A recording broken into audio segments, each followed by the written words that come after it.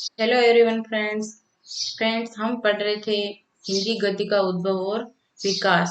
इसके अंदर हमने हिंदी गद्य की पृष्ठभूमि पढ़ लिया है, ब्रजभाषा का गद्य, राजस्थानी गद्य, प्रारंभिक गद्य लेखन और अंग्रेजों की भाषा नीति। और आज के हमारे पॉइंट है फ्रेंड्स, भारतेंदु युग, द्विवेदी युग और नवीन गद्य, जिसका काल है 1920 से 1950 ईस्वी तक।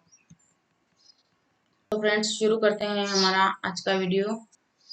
फ्रेंड्स हमारा पॉइंट है भारतेंदु युग, जिसका काल है सन 1850 ईस्वी से 1900 ईस्वी तक। फ्रेंड्स वीडियो शुरू करने से पहले आपसे एक छोटी सी रिक्वेस्ट कि आपने अभी तक चैनल को सब्सक्राइब नहीं किया है तो चैनल को सब्सक्राइब कर लीजिए। इससे आपको दो फायदे होंगे फ्रेंड्स। एक तो हम जो वीडियो बना रहे हैं वो आपको सबसे पहले मिल जाएगी, और दूसरा फायदा ये है कि फ्रेंड्स आपके एक सब्सक्राइब से हमें बहुत मोटिवेशन मिलेगा कि हम आपके लिए ऐसे ही यूजफुल एजुकेशनल वीडियोस लाते रहें। तो फ्रेंड्स शुरू करते हैं हमारा आज का पॉइंट, भारतेंदु युग, जिसका काल है 1850 से 1900 ईस्वी तक। आचार्य रामचंद्र शुक्ल इस साहित्य काल को प्रथम उत्थान के रूप में विवेचित करते हैं। ठीक है फ्रेंड्स, आचार्य रामचंद्र शुक्ल है जो इस साहित्य काल को प्रथम उत्थान के नाम से विवेचित करते हैं, यानी कि इसमें प्रथम उत्थान हुआ था। उत्थान यानी विकास विकास हुआ था। खड़ी बोली हिंदी गद्य को परिपुष्ट करने का श्रेय भारतेंदु हरिश्चंद्र को है। खड़ी बोली हिंदी गद्य को परिपुष्ट करना यानी कि विकास करने का श्रेय जो है वो भारतेंदु हरिश्चंद्र को है। समालोचकों की राय में भारतेंदु को ही हिंदी गद्य का प्रवर्तक माना गया है। जो भारतेंदु हरिश्चंद्र के फेवर में जो लोग हैं, समालोचक हैं, तो वो भारतेंदु को ही हिंदी गद्य का प्रवर्तक कहते हैं। ठीक है फ्रेंड्स, तो हिंदी गद्य का प्रवर्तक किसको कहते हैं? तो भारतेंदु हरिश्चंद्र को। और कौन कहते हैं? तो समालोचकों की राय के अनुसार। ठीक है, तो जिन्होंने हिंदी भाषा को सरल, सुगम, सुबोध और सोचपूर्वक बनाते हुए संप्रेषणीयता के गुण के साथ भी जोड़ा है, इन्हीं की प्रेरणा से समकालीन अन्य लोग, विशेषतः राजा शिव प्रसाद सितारे हिंद और राजा लक्ष्मण सिंह ने हिंदी गद्य को और बढ़ा दिया। ठीक है फ्रेंड्स, ये क्वेश्चन अक्सर एग्जाम में पूछा जाता है कि दो राजा ऐसे कौन से हैं जिन्होंने हिंदी गद्य को बढ़ावा दिया। तो वो दो राजा कौन से हैं फ्रेंड्स? तो सबसे पहले है राजा शिव प्रसाद सिंह सितारे हिंद, और दूसरे हैं राजा लक्ष्मण सिंह। इन्होंने हिंदी गद्य को बहुत अधिक बढ़ावा दिया। भारतेंदु युग पुनर्जागरण काल की क्रांति का वह समय था जब सत्ता की बागडोर विदेशियों के हाथों में थी। राजनीतिक, सामाजिक और सांस्कृतिक परिवर्तनों का व्यापक प्रभाव दिखाई पड़ रहा था। स्वामी दयानंद और राम मोहन राय के धार्मिक पुनरुत्थान तथा पुनः संस्कार के प्रयासों ने जनजीवन को परंपरागत रूढ़ि और मोह निद्रा से जागृत होने की प्रेरणा दी थी। तत्कालीन समाज अज्ञान, दरिद्रता, दासता के पास में जकड़ा हुआ था। ठीक है फ्रेंड्स, ये जो काल था 19वीं शताब्दी का काल यानी 1900 का काल, तो ये है ना अज्ञान, समाज अज्ञानी था, दरिद्रता और दासता के पास में जकड़ा हुआ था, विदेशियों के हाथों में था अपने देश की बागडोर। तो ऐसी विपरीत परिस्थितियों में राजनीतिक, सामाजिक पराधीनता से मुक्त होने की कामना जग चुकी थी। ऐसी जो परिस्थिति थी, तो इस टाइम तक जो सामाजिक पराधीनता थी, तो इससे मुक्त होने की जो कामना वो जग चुकी थी, यानी थोड़ी थोड़ी जागृति फैलने लगी थी। इसके फलस्वरूप साहित्य में भी नवीन प्रवृत्तियों को लक्षित किया गया।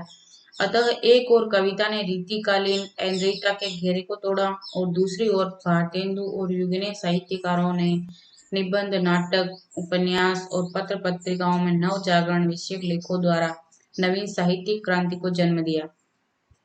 आचार्य हजारी प्रसाद द्विवेदी के शब्दों में भारतेंदु युग की भाषा बहुत स्वाभाविक और भाव प्रकाशन में सक्षम थी।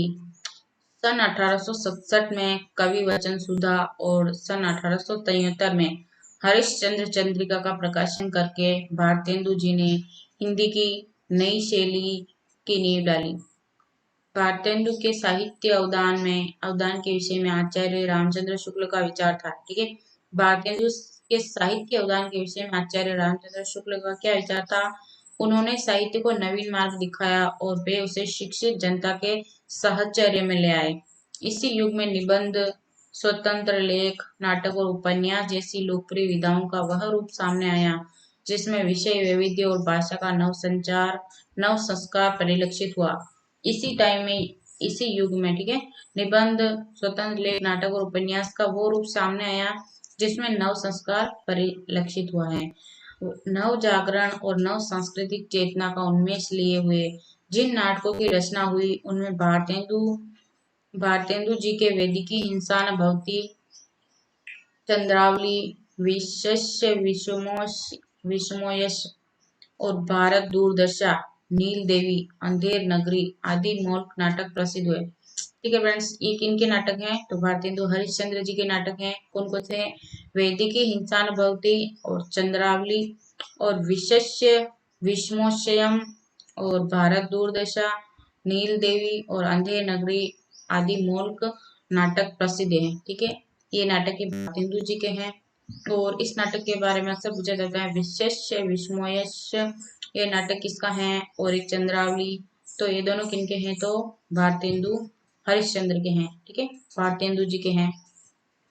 इन नाटकों में ऐतिहासिक का सामाजिक आदर्श, अंग्रेजी के गुणदोष, हास्य व्यंग्य, देशी रजवाड़ों के कुचक्र, धार्मिक पाखंड जैसी प्रवृत्तियां निहित है इन नाटकों के अंदर। इन सब के बारे में लिखा गया है। ठीक है, इन नाटकों की रचना शैली में मध्यम मार्ग का अनुसरण किया गया है जिसमें भारतीय नाट्य शैल के तत्व भी सहज ही मिल जाते हैं।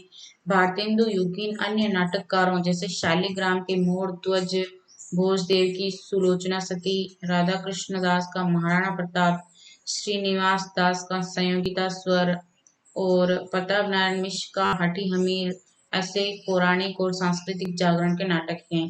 फ्रेंड्स, ये बहुत इंपॉर्टेंट नाटक हैं। इनके बारे में कुछ एग्जाम में क्वेश्चन पूछा जाता है कि जो मोर ध्वज नाटक है इसके लेखक कौन है? तो शालिग्राम है। सुलोचना सती नाटक के लेखक कौन है? भोजदेव। और महाराणा प्रताप नाटक के रचनाकार कौन है? तो राधा कृष्ण दास। और ये तो एग्जाम में पूछा ही जाता है, अक्सर पूछा जाता है। संयोगिता स्वयंवर नाटक के रचयिता कौन है? तो श्रीनिवास दास। और हठी हमीर के रचनाकार कौन है? तो प्रताप नारायण मिश्र। ऐसे पौराणिक और सांस्कृतिक जागरण के नाटक हैं जिनमें चरित्र सुधार का संदेश मिलता है। इन नाटकों के अंदर चरित्र सुधार का संदेश मिलता है। ठीक है फ्रेंड्स, भारतेंदु काल में उन्हीं के सत प्रयत्नों से लेखकों का बड़ा वर्ग तैयार हो गया था जो पुरातन और नवीन शैली के सामंजस्य से साहित्य को बहुआयामी स्वरूप देने में संलग्न था।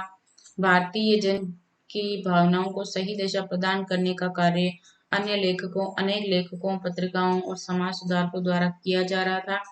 भारतेंदु हरिश्चंद्र, बालकृष्ण भट्ट, प्रताप नारायण मिश्र, बद्री नारायण चौधरी, बाबू तोताराम, जगमोहन सिंह, अंबिका दत्त व्यास द्वारा विचारात्मक एवं व्याख्यात्मक निबंध लिखे गए जिनकी भाषा हिंदुस्तानी थी, न संस्कृत गर्भी न अरबी फारसी शब्दों से बोझिल। यह भी रेखांकित करने योग्य तथ्य है कि भारतेंदु जी ने अनेक आख्यान भी लिखे हैं। ठीक है, भारतेंदु जी ने अनेक आख्यान भी लिखे हैं। भारतेंदु काल में सामाजिक और ऐतिहासिक उपन्यासों के साथ साथ तिलस्म और एआरी प्रधान उपन्यास भी लिखे गए। इनका मुख्य उद्देश्य पाठकों का मनोरंजन और उनके बीच लोकप्रियता प्राप्त करना था। ठीक है फ्रेंड्स, रत्नचंद्र प्लीडर ने नूतन चरित्र, बालकृष्ण भट्ट ने नूतन ब्रह्मचारी, राधाचरण गोस्वामी ने विधवा विपत्ति, किशोरीलाल गोस्वामी ने लवंगलता, गोपाल राम गहमरी ने नए बाबू नामक आदि उपन्यासों की रचना की। उपन्यासों की रचना है फ्रेंड्स, तो नूतन चरित्र उपन्यास के रचनाकार कौन है? तो रत्नचंद्र प्लीडर। और नूतन ब्रह्मचारी के रचनाकार कौन है? तो बालकृष्ण भट्ट। विधवा विपत्ति उपन्यास के रचनाकार कौन है? राधाचरण गोस्वामी। और ठीक है फ्रेंड्स, नए बाबू उपन्यास के रचनाकार कौन है? गोपाल राम गहमरी। सामाजिक कुरीतियों पर प्रहार करना इन उपन्यासकारों का मुख्य ध्येय था। ठीक है, सामाजिक कुरीतियों पर प्रहार किया गया है इन उपन्यासों के अंदर। भारतेंदु युग की एक अन्य प्रवृत्ति अनुवाद लेखन की थी जिसका प्रयोजन अन्य भाषाओं के साहित्य से हिंदी भाषी पाठकों को अवगत कराना था। अगला हमारा पॉइंट आता है फ्रेंड्स, द्विवेदी युग जिसका काल है 1900 से 1920 तक। द्वितीय उत्थान, वो प्रथम उत्थान था, और द्वितीय उत्थान उत्थान यानी जो द्वितीय जो विकास हुआ गद्य के अंदर, वो किस तरीके से हुआ, कैसे कैसे हुआ, कौन कौन रचनाकार है, कौन कौन सी रचनाएं हैं, वो सारे हम इस पॉइंट के अंदर पढ़ेंगे फ्रेंड्स। हमने पिछला पॉइंट पढ़ा था फ्रेंड्स भारतेंदु युग, अब हम पढ़ेंगे द्विवेदी युग। तो हिंदी गद्य के उन्नयन में नई गति महावीर प्रसाद द्विवेदी के सत प्रयत्नों से आई। ठीक है, जो द्वितीय जो नई गति थी वो महावीर प्रसाद द्विवेदी के सत प्रयत्नों से आई। पहली जो आई थी वो भारतेंदु जी के सहयोग से आई थी, और दूसरी जो आई है वो महावीर प्रसाद द्विवेदी के सद प्रयत्नों से आई, तो इसको द्विवेदी युग बोल दिया गया। ठीक है, महावीर प्रसाद द्विवेदी के नाम पर द्विवेदी युग कहा गया, और उसको भारतेंदु जी के नाम पर भारतेंदु युग कहा गया। तो आपने 1900 में सरस्वती पत्रिका के संपादक का दायित्व संभालते हुए इस पत्रिका के माध्यम से तत्कालीन रचनाकारों का नेतृत्व किया। ये बहुत इंपॉर्टेंट है फ्रेंड्स कि सरस्वती पत्रिका का संपादन किसने किया, तो किसने किया, महावीर प्रसाद द्विवेदी ने किया। कौन से सन में किया, तो 1900 में किया। ठीक है फ्रेंड्स, ये अक्सर पूछा जाता है एग्जाम में कि सरस्वती पत्रिका का संपादन किसने किया, तो महावीर प्रसाद द्विवेदी जी ने किया। कब किया, तो 1900 ईस्वी में किया। ठीक है फ्रेंड्स, तो हिंदी गद्य के क्षेत्र में भाषा की शुद्धता, शब्दों की एक रूपता, व्याकरण के दोष दूर करने पर अपना और अन्य लेखकों का ध्यान केंद्रित किया। जो महावीर प्रसाद द्विवेदी जी हैं, इन्होंने जो सरस्वती पत्रिका है इसका संपादन किया, और इसमें इन्होंने इन बातों पर जोर दिया। सबसे पहले तो भाषा की शुद्धता पर इन्होंने जोर दिया, और शब्दों की एक रूपता पर, व्याकरण के दोष दूर करने पर इन्होंने मतलब ध्यान रखा इन्होंने, और अन्य लेखकों का इन सभी पॉइंट के ऊपर ध्यान आकर्षित किया इन्होंने। गणपति चंद्र गुप्त के अनुसार गद्य के संबंध में उनकी भाषा नीति के 4 सूत्र इस प्रकार बताए जा सकते हैं। ठीक है, जो गणपति चंद्र जो गुप्त जी हैं, तो उन्होंने महावीर प्रसाद द्विवेदी के गद्य के संबंध में जो उनकी भाषा नीति थी, महावीर प्रसाद जी की भाषा नीति थी, उसके 4 सूत्र बना दिए उन्होंने। किन्होंने बनाए, तो गणपति चंद्र गुप्त ने बनाए। वो 4 सूत्र कौन कौन से हैं? सबसे पहला उनका नियम था, गणपति चंद्र गुप्त के अनुसार महावीर प्रसाद द्विवेदी जी की भाषा नीति के 4 सूत्रों में सबसे पहला उनका नियम था कि विषयानुकूल एवं पाठक के अनुकूल सरल, शुद्ध और प्रभावपूर्ण शैली का प्रयोग करना है। इस बात के ऊपर जोर दिया है महावीर प्रसाद द्विवेदी जी ने गणपति चंद्र गुप्त के अनुसार। ठीक है, और दूसरा जो पॉइंट था उनका, दूसरा जो सूत्र था, उर्दू और अंग्रेजी के प्रचलित शब्दों को हिंदी में स्वीकार न करना। जो महावीर प्रसाद द्विवेदी जी थे, उन्होंने सरस्वती पत्रिका का संपादन किया, जो 1900 ईस्वी में किया था, और इसमें इन्होंने है ना जो उर्दू और अंग्रेजी के प्रचलित शब्द है इनको स्वीकार नहीं किया था। किसमें, तो सरस्वती पत्रिका में। ठीक है, तो इसमें इन्होंने उर्दू और अंग्रेजी के प्रचलित शब्दों को स्वीकार नहीं किया था।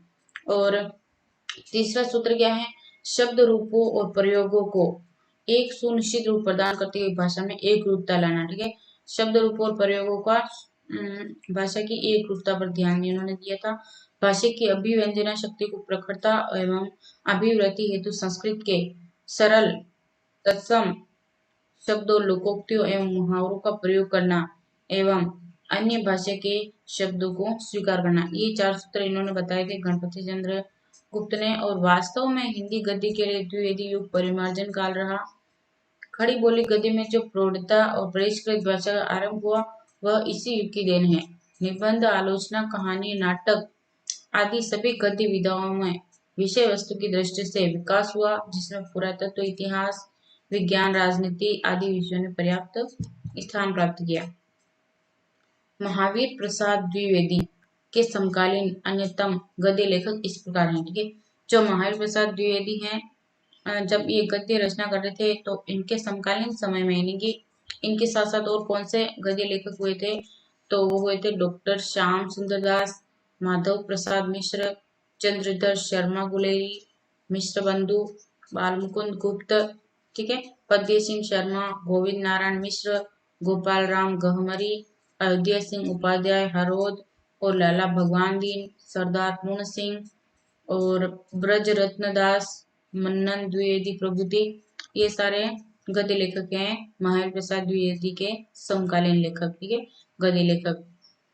इस युग में उच्च कोटि के समीक्षात्मक ग्रंथों की रचनाएं हुई। सरस्वती और इंदु जैसी पत्रिकाओं ने हिंदी गद्य को और अधिक प्रोत्साहित किया। ठीक है, इनके अंदर प्रकाशन हुआ तो हिंदी गद्य को और अधिक प्रोत्साहन मिला। द्वितीय उत्थान की प्रवृत्तियों के विकास को लेकर चलने वाली सरस्वती पत्रिका में छोटी कहानियों का प्रकाशन प्रारंभ हुआ। सबसे पहले सरस्वती पत्रिका में छोटी कहानियों का प्रकाशन हुआ। किशोरीलाल गोस्वामी ने इंदुमती और गुलबहार, भगवान दास की प्लेग की चुड़ैल, शुक्ल जी की 11 वर्ष का समय, बंग महिला की ढुलाई वाली आदि कहानियों ने पाठकों को बहुत आकर्षित किया। ठीक है फ्रेंड्स, ये याद रखना है कि ये कहानियां हैं। तो इंदुमती कहानी के लेखक कौन है? किशोरी लाल गोस्वामी। और प्लेग की चुड़ैल कहानी के लेखक कौन है? गुलबहार भगवान दास, नहीं, भगवान दास है। किशोरी लाल गोस्वामी की ये दो कहानी, इंदुमती और गुलबहार। और जो प्लेग की चुड़ैल है इसके रचनाकार है भगवान दास। और 11 वर्ष का समय इसके लेखक है आचार्य रामचंद्र शुक्ल। और जो धुलाई वाली है, ढुलाई वाली दोनों बोलते हैं इसको, धुलाई वाली भी बोलते हैं और ढुलाई वाली भी। ठीक है, इसके रचनाकार हैं बंग महिला। ठीक है, आदि कहानियों ने पाठकों को बहुत आकर्षित किया। सारी कहानियां थी। और भाव प्रधान कहानियों के रचनाकार जयशंकर प्रसाद की ग्राम कहानी मासिक पत्र इंदु में प्रकाशित हुई। जयशंकर प्रसाद की कहानी ग्राम जो किसमें प्रकाशित हुई? इंदु, जो एक मासिक पत्र था। और शुक्ला जी के अनुसार हिंदी के अनन्य आराधक श्री रामचंद्रधर शर्मा गुलेरी की अद्वितीय कहानी उसने कहा था सन 1915 की सरस्वती में छपी थी। ठीक है, तो जो श्री चंद्रधर शर्मा गुलेरी की कहानी है उसने कहा था, वो 1915 में सरस्वती पत्रिका में छपी थी। हिंदी की सर्वश्रेष्ठ उपन्यासकार प्रेमचंद की छोटी कहानियां भी सन 1973 से ही निकलने लगी। इस प्रकार द्वितीय उत्थान काल के अंतिम भाग में ही आधुनिक कहानियों का आरंभ हम पाते हैं। ठीक है, जो जो गद्य लेखन का द्वितीय उत्थान काल है, जिसको हम द्विवेदी युग बोलते हैं, इसमें आधुनिक कहानियों का आरंभ हो गया था, जिसका पूर्ण विकास तृतीय उत्थान में हुआ। ठीक है, जिसका तृतीय उत्थान में पूर्ण विकास हुआ था। और वो तृतीय उत्थान कौन सा है? तो वो है नवीन गद्य, जिसका काल है 1920 से 1950 ईस्वी। नवीन गद्य का काल क्या है फ्रेंड्स? 1920 से 1950 ईस्वी। छायावाद और राष्ट्रीय आंदोलन के प्रभाव प्रकाश में यह युग अभिनव चेतना और नई क्रांति का युग माना जाता है। ठीक है फ्रेंड्स, छायावाद और राष्ट्रीय आंदोलन के प्रभाव प्रकाश में यह युग अभिनव चेतना है, नई चेतना और नई क्रांति का युग माना जाता है, जिसमें धर्म, समाज, साहित्य और राजनीति आदि सभी क्षेत्रों में क्रांति की ज्वाला पूरे वेग से भड़क रही थी। ठीक है, महात्मा गांधी राजनीति में छा गए थे, यानी जो अपना देश आजाद होने की दिशा में चल पड़ा था, यानी कि लोग जागरूक होने लगे थे। और समाज, साहित्य और राजनीति में थोड़ी सी जागृति आ गई थी और क्रांति की ज्वाला पूरे वेग से भड़क रही थी। और महात्मा गांधी जी राजनीति में आ गए थे। महात्मा गांधी जी राजनीति में छा गए। सभी देशवासियों ने स्वतंत्र भारत की छवि आंखों में बिठा ली थी। सभी देशवासी की आंखों में छवि कौन सी बिठा ली थी उन्होंने? स्वतंत्र भारत की, यानी इस टाइम लोग जो है स्वतंत्र भारत के सपने देखने लगे थे। इसी समय रविंद्रनाथ ठाकुर की गीतांजलि को नोबेल पुरस्कार मिला। ठीक है, इसी टाइम रविंद्रनाथ ठाकुर की गीतांजलि को क्या मिला? नोबेल पुरस्कार मिला। तो इस ओर युवकों और साहित्यकारों का ध्यान आकृष्ट हुआ। जब इनको नोबेल पुरस्कार मिला तो युवकों और साहित्यकारों का इस तरफ ध्यान आकृष्ट हुआ। साहित्य के इस कालखंड में काव्य में छायावाद और गद्य में उपन्यास, कहानी, निबंध, नाटक, एकांकी, संस्मरण और रेखाचित्र जैसी सशक्त विधाओं का विस्तार हुआ। प्रसिद्ध समालोचक डॉक्टर नगेंद्र के अनुसार इस युग की उद्युत चेतना ने बाह्य अभिव्यक्ति से निराश होकर जो आत्मबद्ध अंतर्मुखी साधना प्रारंभ की, वह काव्य में छायावाद के रूप में अभिव्यक्त हुई। जिन परिस्थितियों ने हमारी कर्म वृत्ति को अहिंसा की ओर प्रेरित किया, उन्हीं ने भाव वृत्ति को छायावाद की ओर, इसके मूल में स्थूल से विमुख होकर सूक्ष्म के सूक्ष्म के प्रति आग्रह था। छायावाद के प्रभाव में जिन लेखकों ने गद्य लेखन किया था, उनमें प्रसाद, निराला, पंत और महादेवी वर्मा का नाम उल्लेखनीय है। ठीक है फ्रेंड्स, इनको छायावाद के चार स्तंभ की स्तंभ भी कहा जाता है। तो छायावत के 4 स्तंभ कौन से हैं? तो प्रसाद, निराला, पंत और महादेवी वर्मा। ठीक है, ये छायावाद के प्रभाव में जिन लेखकों ने गद्य लेखन किया, छायावाद के प्रभाव में गद्य लेखन किन्होंने किया? प्रसाद, निराला, पंत और महादेवी वर्मा। इनको छायावाद के 4 स्तंभ भी कहा गया है। जयशंकर प्रसाद सर्वतो, इनमें से हम जयशंकर प्रसाद के बारे में पढ़ेंगे, फिर निराला के बारे में, फिर पंत और महादेवी वर्मा के बारे में थोड़ा सा संक्षेप में पढ़ेंगे। तो प्रसाद, तो जयशंकर प्रसाद सर्वतोमुखी प्रतिभा के धनी लेखक थे। काव्य के साथ गद्य में भी उन्हें समान सफलता प्राप्त हुई। वे नाटककार, कहानीकार, उपन्यासकार तथा निबंधकार के रूप में अपनी रचनाओं की विशेषता के गुणों के लिए अद्वितीय माना जाता है। ठीक है, जो जयशंकर प्रसाद थे उन्होंने नाटक भी लिखे, कहानियां भी लिखी, उपन्यासकार भी लिखे और निबंध भी लिखे थे। इन सभी रचनाओं के अंदर वो अद्वितीय माने जाते हैं। आपके लिखे नाटक करुणालय, ठीक है, जयशंकर प्रसाद के नाटक कौन कौन से हैं उनको हम पढ़ेंगे। तो उनके नाटक है, जयशंकर प्रसाद के नाटक है करुणालय, राज्यश्री, विशाख, अजातशत्रु। इस अजातशत्रु के बारे में अक्सर पूछा जाता है कि अजातशत्रु नाटक के लेखक कौन है? तो जयशंकर प्रसाद है। जन्मेजय का नाग यज्ञ, कामना, स्कंदगुप्त, एक खूंट, चंद्रगुप्त और ध्रुव स्वामिनी, ठीक है, ध्रुव स्वामिनी, इन नाटकों के लेखक है जयशंकर प्रसाद।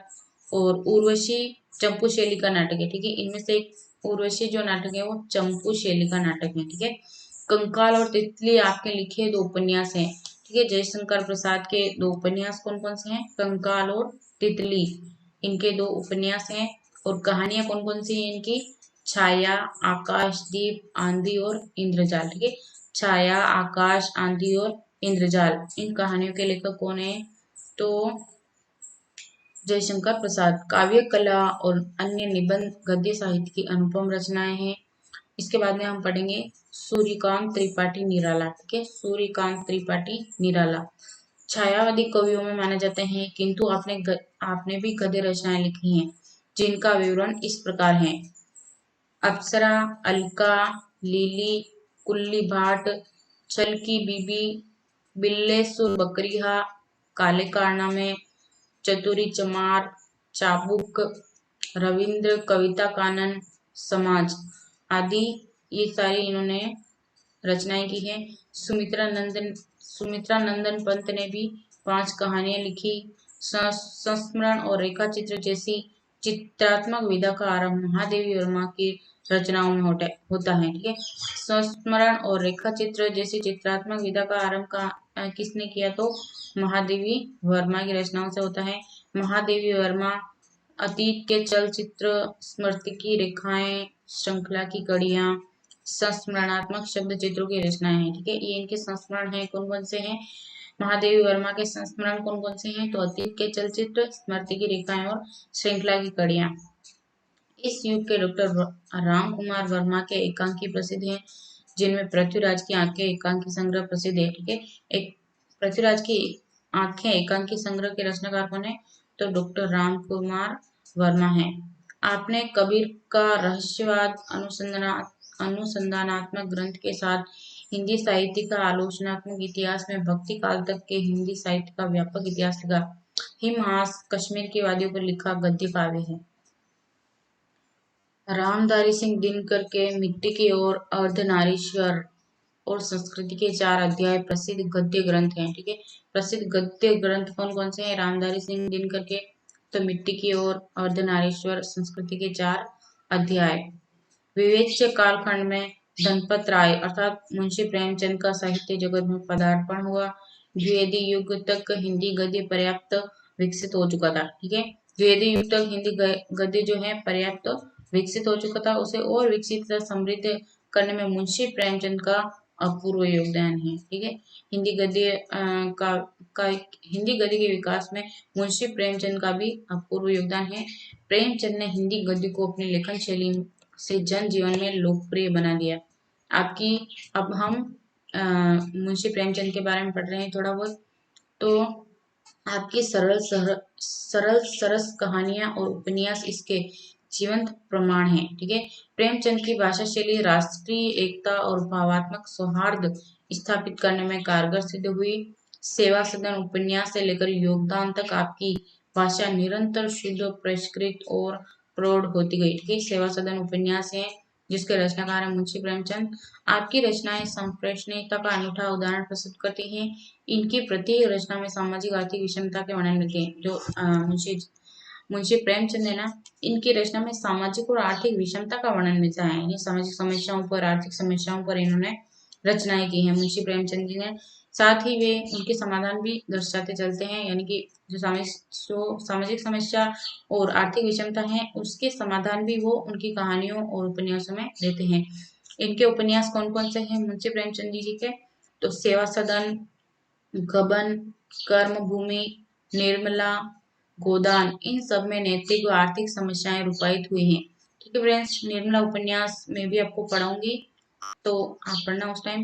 प्रेमचंद यथार्थ और आदर्श के समन्वयक रचनाकार रहे हैं। ठीक है, प्रेमचंद आदर्श और यथार्थ के समन्वयक रचनाकार, यानी कि ये सत्यता के आधार पर और आदर्शता के आधार पर रचनाएं करते थे। ठीक है, उपन्यास यानी कि इनकी जो रचनाएं हो वो सत्यता के आधार पर हैं, यथार्थ हैं, सत्य हैं। और यानी कि इन्होंने काल्पनिक रचनाएं नहीं की हैं और यथार्थवादी रचनाएं की हैं। ठीक है, मुंशी प्रेमचंद जी ने उपन्यास और कहानी की विकासशील परंपरा में ऐतिहासिक, मनोविश्लेषणवादी तथा प्रगतिवादी उपन्यास तथा कहानियां लिखी गई। इस समय के साहित्य पर फ्रायड और मार्क्स के विचारों का गहरा प्रभाव पड़ा था।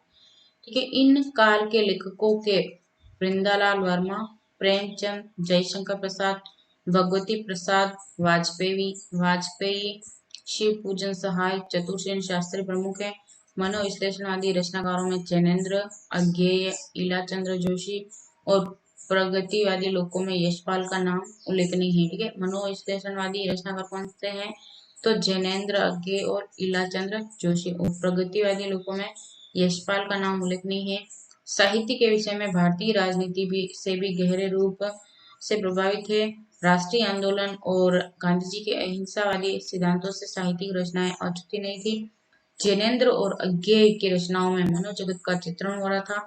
इस धारा को नई दिशा मिली यशपाल के साहित्य से, जिन्होंने उपन्यास और कहानियों में अपने समय के समाज को अभिव्यक्त किया है। द्विवेदी युग से मुक्त निबंधकारों और आलोचकों में रामचंद्र शुक्ल तथा श्याम सुंदर दास का नाम उल्लेखनीय है। शुक्ल जी ने चिंतामणि में मनोवैज्ञानिक और आलोचनात्मक निबंध लिखे। शुक्ल जी ने साहित्य में लोक धर्म का समर्थन किया। जो वस्तु लोकमंगल विधायिनी नहीं, वह सुंदर होने पर भी कुरूप है। शुक्ल जी छायावाद को कल्पना का वैभव मानते थे। ठीक है, कल्पना का वैभव वैभव कौन मानते थे? शुक्ल जी। किसको मानते थे? तो छायावाद को।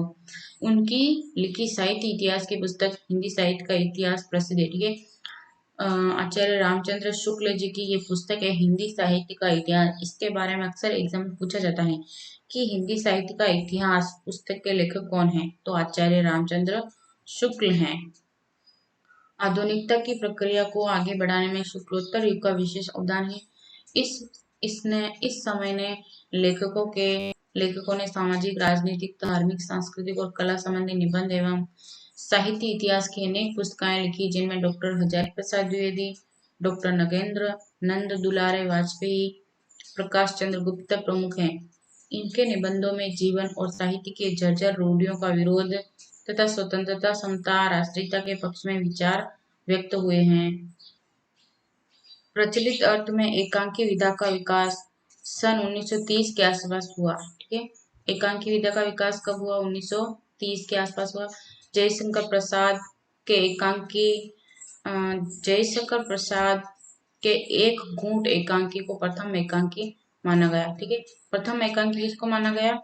तो जयशंकर प्रसाद एक घूंट एकांकी को प्रथम एकांकी माना गया। ये पूछा जाता है अक्सर एग्जाम में फ्रेंड्स, तो आपको याद रखना है कि प्रथम एकांकी किसको माना गया? तो जयशंकर प्रसाद के एक घूंट एकांकी को प्रथम एकांकी माना गया। इसी क्रम में राम कुमार वर्मा कृत बादल मृत्यु और भुवनेश्वर प्रसाद का कारवा नामक एकांकी संग्रह प्रकाशित हुए हैं। ठीक है, राम कुमार वर्मा के एकांकी का क्या नाम है? तो बादल मृत्यु। और भुवनेश्वर प्रसाद की एकांकी है कारवा।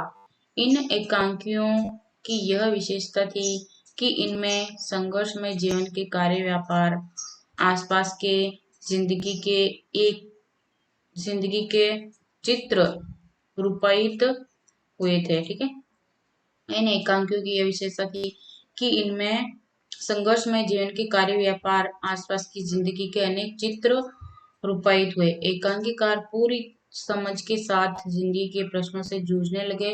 इस विधा में उपेंद्र नाथ अश्क के पारिवारिक सामाजिक एकांकी और सेठ गोविंद दास के राजनीतिक और वैयक्तिक त्याग और संयम पर आधारित एकांकी, विष्णु प्रभाकर के आदर्शवादी गांधीवादी एकांकी और भुवनेश्वर और लक्ष्मी नारायण मिश्र के स्त्री पुरुष संबंधों पर आधारित एकांकी अपने रूप और शिल्प के कारण लोकप्रिय हुई हैं। तो फ्रेंड्स, आज का हमारा वीडियो यहीं तक।